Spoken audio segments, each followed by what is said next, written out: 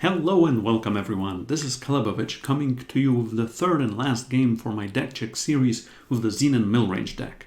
This is game number 25 from my ECQ qualifier from Saturday, February the 9th, 2019. Let's get to business. And this time we're up against Thanatos, and this is a very good hand. Very good hand that includes not one, but two Sportfolk. Couple of good crests and a shadow sigil, and also a solitude that can end the game, well, pretty quickly if we have two death caps.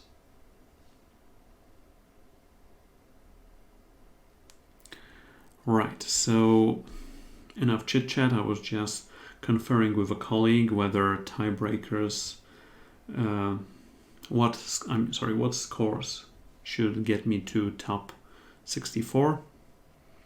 So some of the 18 wins should be able to do that, but not all.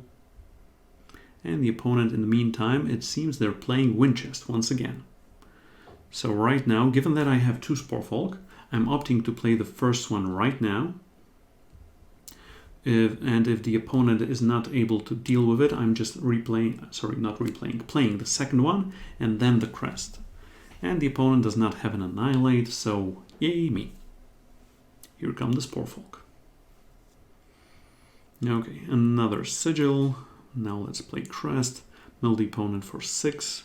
This World Bear Behemoth is a good threat against the opponent, but we're not going to be able to play anything on turn 4, so that's why I'm just putting it down to the bottom, because I'm hoping to draw a Duskwalker or a Vara or even a Lunar Magus or just anything that I can play on turn 4.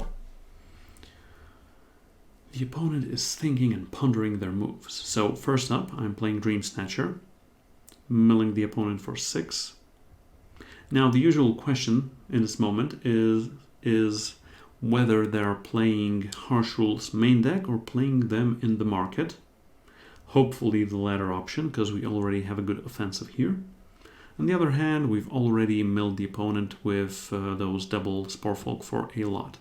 Now this is the display of ambition that I was talking about in game number 1. So this is the worst card they can have against us, unfortunately, because we're milling them, so we're giving them more options to get the stuff with it. Otherwise, usually it's just a dead card at the start of games. Now this time the opponent unfortunately is running Harsh Rule's main deck, which has not always been the trend, especially lately, but hey, that's what I get for overextending. Crest, the next crest, we don't need the next crest, we need something bigger, we need something better. We need to draw something that's actually not a power card. Okay, the opponent is playing Lost Scroll, which is good because they are putting a card in their void, so Solitude already mills them for 17, they have 46 cards left in their deck. And, well, I just need to draw a Merchant or a second Solitude, and I'm golden. Okay, I gotta remember that in cases such as this, the opponent usually is getting a Regent's Tomb and is getting is sabotaging our Solitudes. But right now, in this board state, if they don't have Annihilate to back that Regent's Tomb, I don't think they would be playing it. So yeah, it's just Joe of the Endless Horde, so we can annihilate that safely. I'm doing something a bit sinister right now, and I'm top decking an Amethyst Waystone. That's good, because this World Bear Behemoth has Overwhelm, which means if they blocked, I would know that they have a Torch. That would be additional information for me, and then I could still annihilate it before damage was dealt, and still dealt 6 damage to the opponent. Now, the opponent didn't get Regent's Tomb, they got the Martyr's Chains, and they're killing my units. So this should be the Solitude plan. Lunar Magus number 2. So I can play both and threaten lethal, or, via damage, or I can just play one for the Nightfall, and then play the second one on the following turn for the Nightfall, because these Nightfall, if only the first Nightfall of each turn counts. The second one wouldn't count, it wouldn't overextend. Night to another round. Dizzo's Office. Okay, alright. Settle down, people, settle down. So the opponent is cutting some ties. But right now they're also playing Crest of Chaos, which means they didn't need to play that. They could have just done the good old play a power and could have gotten something else with Dizzo's Office. So fortunately I drew the Sporefolk. We're milling them for some additional cards. And right now the opponent should be very low on cards in deck and very high on cards in void. And this game should be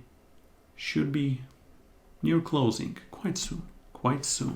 Unfortunately, another Harshal has come in, but thankfully I'm gonna draw 2 cards now.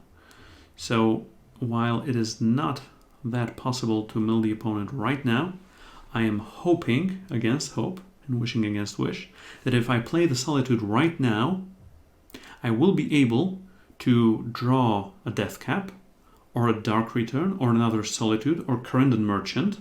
And if I don't, I still can play Xenan Temple, play Xenan Augury, get one of the 3 top cards of my deck, and if it's... Because right now the Solitude mills the opponent for 28 and they have 32 cards in their void, if I saw the numbers correctly. So they are like 3 cards, like playing another Death Cap away from losing. So I can just play Solitude right now, so I'm impervious to stuff like Sabotage off of Regent's Tomb. So that's what I'm doing, playing a big Solitude, leaving them with just 4 cards in their void.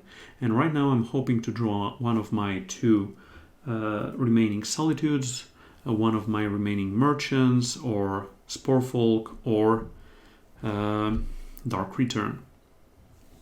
And the opponent has a very big unit, a 12/12 deadly Lifestealer, so we're not gonna win on life for sure. So now I'm just hoping to get something good. So they're left with 1 card in their deck. So we're not winning yet. We're not losing yet either. The opponent has the last option to do something. So they're attacking us with the Vara.